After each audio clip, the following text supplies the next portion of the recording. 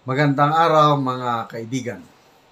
Gusto kong magbigay ng reaksyon sa mga pahayag ni Madam Marlica sa pamamagitan ng kanyang puting ahas na itong si ex-Senator Trillanes ay bibigyan ng mataas na posisyon ni Pangulong Marcos Jr. It's either presidential advisor or special envoy sa isang bansa. Ulitin ko, isang mataas na posisyon pa naghintay para kay ex-Senator Trillanes. So, ito, revelasyon sa puting ahas na pagmitingan nila habang nasa San Francisco, California ang grupo ng presidente. So, ang tanong dyan is, anong posisyon? Ayun na pala, nasagot ko na, yung presidential advisor. On what? Pala. Or special envoy to what country? So kung presidential advisor, ang naisip ko lang na po pwede is presidential advisor on anti-kudeta. Kasi nininervyos na si Pangulong Marcos sa mga hungihong o rumors na patatalsikin siya through kudeta. Etong si Trillanes, ilang beses nang sumama sa kudeta. Di siya ng advisor ni Presidente anti-kudeta. Pwede yun, di ba? Or ano pa, pwede rin presidential advisor on political affairs. Dahil marunong din sa politika yan si Trillanes. Ano ba? Huwag lang presidential advisor on military affairs, yung OPAMA, Office of the President. Kasi meron na. At saka, hindi po tanggap-tanggap si Trillanes among the Armed Forces of the Philippines. Isinusuka siya dyan.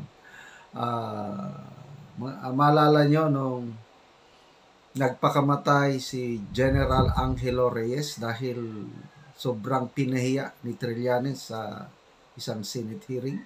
Nako, galit na galit ang mga PMAers sa kanya. Kahit ako, galit din ako. Walang respeto.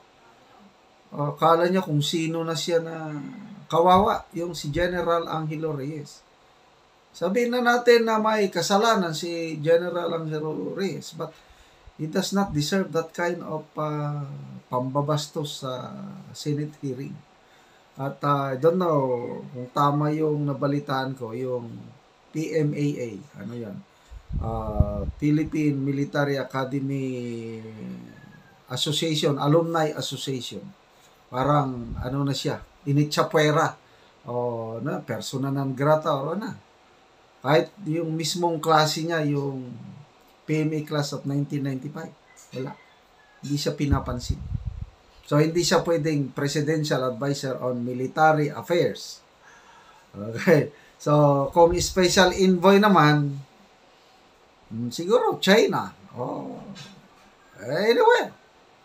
Okay, pwedeng presidential advisor on ICC affairs. Pwede. Kasi ito na. Ang main purpose, by the way pala, bago tayo mapunta sa ICC, malala nyo, nung kampanyan, eleksyon, ang manok ni Trillanes is si Leni. Grabing kampanya niya kay Leni. Siya ang nag-udyok kay Leni na tatakbo ka. So, nung tumakbo si Leni, itong Trillanes ang number 1 na taga-depensa ni Leni at number 1 na umaatake kay Marcos Jr. Kung ano-anong sinasabi yan na magnanakaw, mamamatay tao, diktador, lahat na lang na masasakit na salita, binitawan na ni Trillanes against dito kay Marcos Jr. Ngayon, sa politika, there are no permanent friends, no permanent enemies. Depende sa sitwasyon, depende sa interest. Ito, ngayon, wala na. Best friend na si PBBM at Trillanes. Ganon din itong si Dilima. Grabing banat kay Marcos ito noong una. Dilawan itong dilima. Ngayon, best friend na. Kasi pinalabas na. So, ito ang purpose.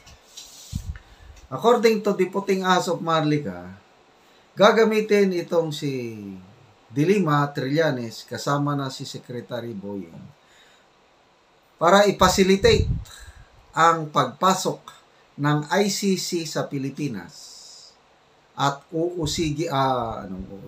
imbestigahan si Pangulong Duterte hanggang arestuhin siya ng ICC. Yan ang main purpose. So, they have found a common enemy. Dati, magkalaban, Marcos Trillanes. Ngayon, kadikit na. Dahil may common enemy sila, si Tatay Digong. Yun po ang mga revelasyon ni Maharlika sa kanyang latest vlog. So, alam niyo naman si Maharlika, kung ano ang nanggagaling sa Puting Ahas, yun lang din ang sinasabi niya. So far, sa akin, basta nanggagaling sa Puting Ahas ni Maharlika, halos lahat nagkakatotoo. A1 talaga. A1 info. So, salamat sa mga Puting Ahas. I believe, marami ang mga yan. Hindi lang nag-iisa. Maraming Puting Ahas ni Maharlika na itong mga Puting Ahas na ito, itinataya din yung buhay nila kasi once nalaman ng Malacanang na silang Puting Ahas, gurgur sila.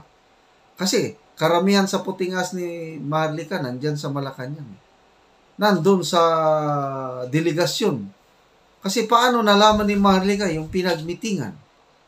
Nakikinig yung Puting Ahas sa pinagmimitingan. Na doon sa pinagmitingan sa San Francisco, yung mga pangalan ng mga vlogger na itutumba, ayun, naisama na ang pangalan ko.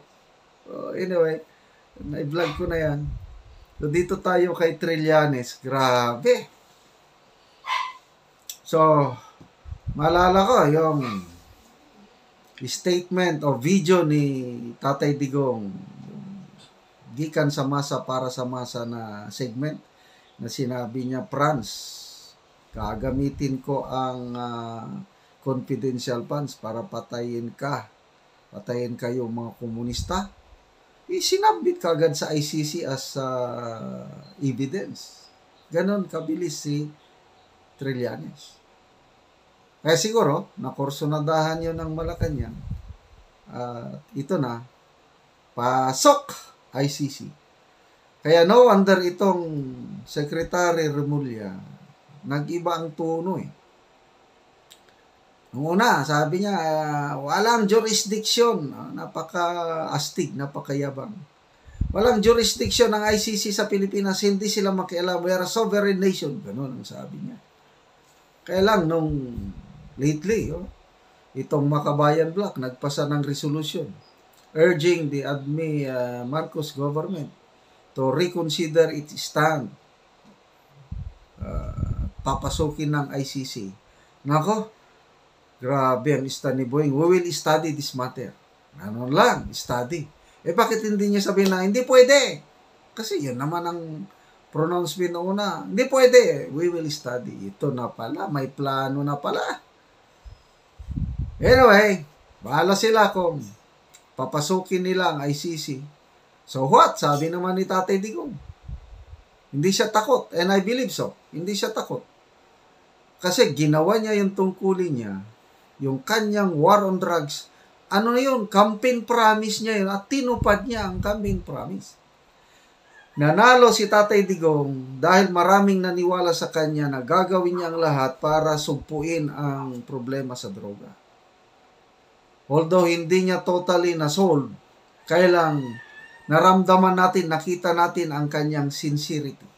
Ang dami kong testimonyo na narinig nung presidente pa si Tatay Digong. Bawat lugar na mapuntahan ko, nagtatanong ako, kumusta ang droga dito? Sir, humina na. Sir, lumayas na ang mga drug pusher. Sir, okay na, okay na. Dahil kay Tatay Digong. Ganon. Ngayon, Baliktad. Yung mga lugar na pinupuntahan ko noon, sila nang nagsasabi sa akin without me asking, Sir, bumalik na ang droga. Yun. So, I believe, hindi yan takot si Tatay Digong. Humanda sila sa mga DDS. Mga kapwa ko DDS. Papayagan na lang ba natin na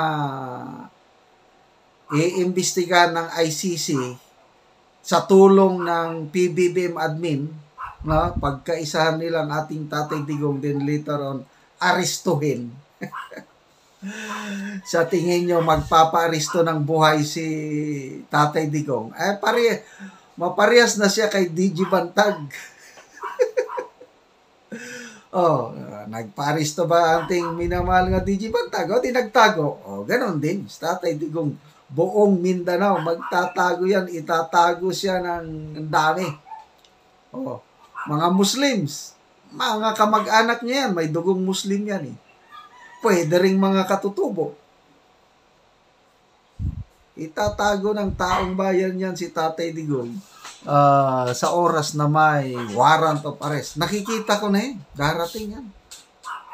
Iaaristo nila si Tatay Digong. Kailang mga DDS, simula ng laban, walang bibitiw. Die hard. Duterte supporter tayo. Tatay Digong and BP Inday Sara.